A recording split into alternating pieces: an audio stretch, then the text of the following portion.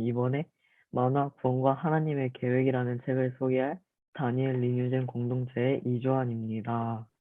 와, PPT의 목차는 책 내용 느낀 점입니다. 저는 책에서 가장 인상 깊었던 내용이 1챕터 천지 창조, 3챕터 죄의 기원과 결과, 5챕터 그리스도의 속죄, 12챕터 부활과 영어를 소개하겠습니다. 제가 첫 번째로 소개할 챕터는 천지 창조입니다. 태초에 하나님이 천지를 창조하시느니라. 이 한마디 안에는 질문이 들어 있습니다. 첫 번째는 우주는 어떻게 존재하게 되었는가? 둘째는 인간은 왜 존재하는가입니다. 그리고 성경에서는 그 답을 하나님께서 창조하셨기 때문이라고 말하고 있습니다. 그리고 하나님께서 창조하실 때는 목적이 있었습니다. 하나님께서 천지를 창조하심으로써 피조물을 통해 존재를 드러내십니다. 우리는 창조주 하나님과 피조물 사이에 있는 불연속성과 연속성을 함께 생각해야 합니다. 불연속성이란 창조주는 피조물과 본질상 하나가 아니라는 것입니다. 연속성이란 창조주와 피조물은 구별되지만 하나님은 피조물을 통해 영광을 드러내신다입니다. 연속성에 의해 우리는 창조주 하나님을 알 수 있습니다. 하나님께서는 창조를 통하여 밖으로 드러난 하나님의 영광을 바라보시며 기뻐하십니다.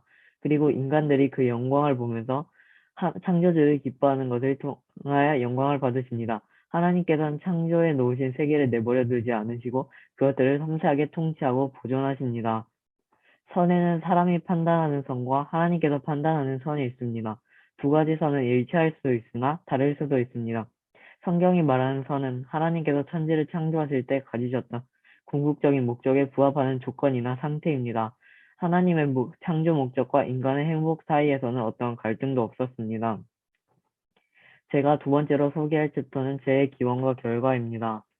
인간이 하나님의 명령을 어기면 죽음을 지키면 또는 영생을 누리면서 살아갈 수 있습니다. 그러나 아담은 하나님의 명령에 불순종했습니다. 그래서 죄가 들어왔습니다. 죄의 시작은 하나님의 창조 목적에 따라 존재하기를 거부하는 것이었습니다. 그리고 자기의 욕망을 따라 스스로 하나님이 된 것처럼 사는 것이었습니다. 사탄은 인간으로 하여금 하나님께서 창조하신 목적 안에 머물던 위치에서 떠나라고 유혹했습니다. 결국 하나님께서 인간을 지으실 때 지정해 놓으신 자리를 떠났습니다. 그리고 범죄하였습니다. 죄는 불법한 일을 저지르거나 부도덕한 일을 가리키는 것이 아닙니다.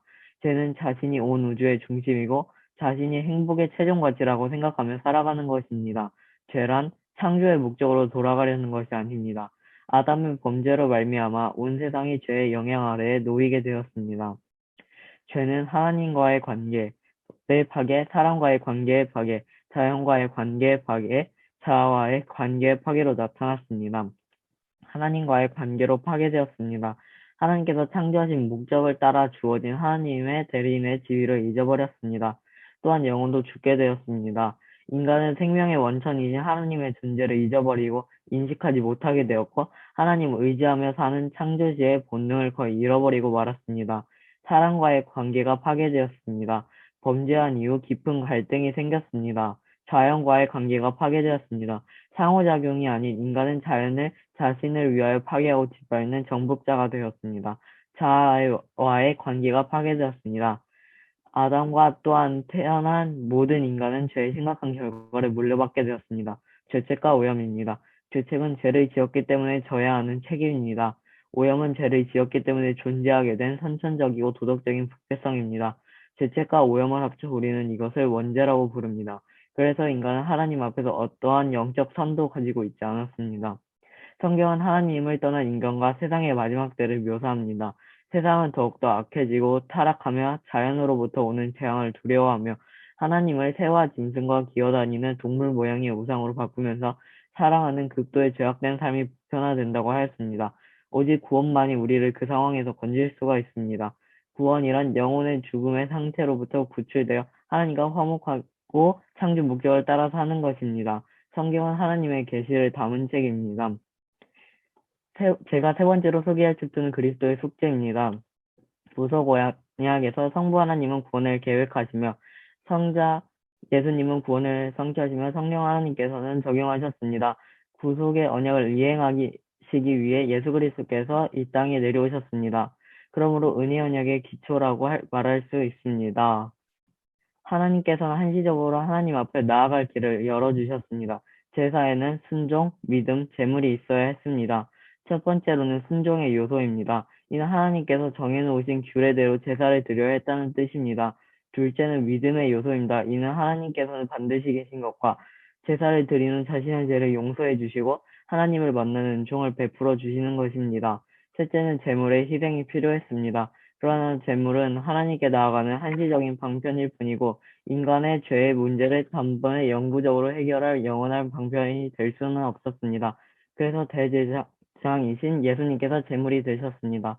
우리는 예수님의 완벽하고 영원하고 최종적인 속죄로 말미암아 율법의 도움이나 짐승을 잡아 죽일 필요가 없었습니다. 그리스도의 속죄는 하나님께 만족을 드렸습니다. 그리스도의 속죄는 대리적인 속죄였습니다. 우리를 위한 속죄는 그리스도의 순종으로 인해 이루어졌습니다. 제가 마지막으로 소개할 챕터는 부활과 영화입니다. 영화란 그리스도께서 구원 사역을 우리에게 적용시키는 마지막 단계입니다. 그리스도께서 재림하셔서 그동안 죽은 모든 신자들에게 죽음으로부터 살려내셔서 그들의 영혼과 결합하게 하시고 살아있는 모든 신자들의 육체를 변화시켜 모든 신자들이 일제 그리스도의 몸과 같은 완전한 부활의 몸을 입게 하시는 것입니다. 우리가 이것을 영화라고 부르는 것에는 세 가지의 이유가 있습니다. 첫 번째로는 그 단계에서 변화되는 신자의 몸의 영광스러움 때문입니다. 그리스도로 말미암아 구원을 얻은 자들은 그날에 그리스도와 함께 영원히 새로운 나라에 살기에 적합한 몸을 입게 될 것입니다. 신자가 누리게 될 우주적인 지위입니다. 신자가 썩지 않을 부활의 몸을 받은 날은 커다란 승리의 날이 될 것입니다. 성도들은 영광스러운 우주적인 지위를 누릴 것입니다.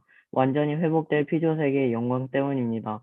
피조물 가운데 모든 갈등은 종식될 것이고 창조주 하나님의 영광의 찬란한 빛이 온 피조 세계에 다시 들어올 것입니다. 그로 인하여 인간은 영광스러운 아름다움을 되찾을 것입니다. 불신자들에게는 죽음은 죄에 대한 형벌이지만 신자들에게는 죽음은 성을 완성하게 하시는 하나님의 수단입니다. 죽음 이후 우리의 영혼은 상화되었다 할지라도 우리의 몸은 영화에 이르지 못했습니다. 영혼의 영화는 죽음 이후고 몸의 영화는 예수님의 재림 때입니다. 영화는 육체와 영혼 전체가 부활을 승천하신 예수 그리스도의 영광스러운 형상이 되는 것을 의미합니다. 예수님이 처음 이 땅에 오신 초림은 초라하고 미약했습니다. 그러나 예수님의 재림은 모든 사람이 볼 수 있도록 찬란한 영광 가운데 이 세상에 오실 것입니다. 영화는 육체 부활과 함께 이루어지며 모든 신자들에게 차별 없이 동등하게 동시에 이루어지는 역사입니다. 성화는 차이가 있지만 영화는 차이가 없습니다. 그리스도의 재림의 날에 온 성도가 동시에 영화롭게 되면 두 가지의 영광스러운 효과가 나타납니다. 하나님의 영광이 충만히 들어가고 하나님의 자녀들이 영광스러운 방식으로 자유를 누립니다. 성도들은 어두운 밤바다의 등대와 같은 역할을 합니다. 하지만 그렇다고 해서 등대가 밤바다를 낮과 같이 환하게 비추지는 못합니다.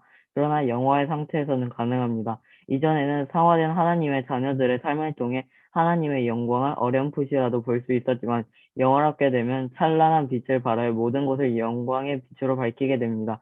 영화의 날에는 탄식, 괴로움이 없이 말로 형용할 수 없고 찬란하고 거룩한 기쁨이 가득할 것입니다.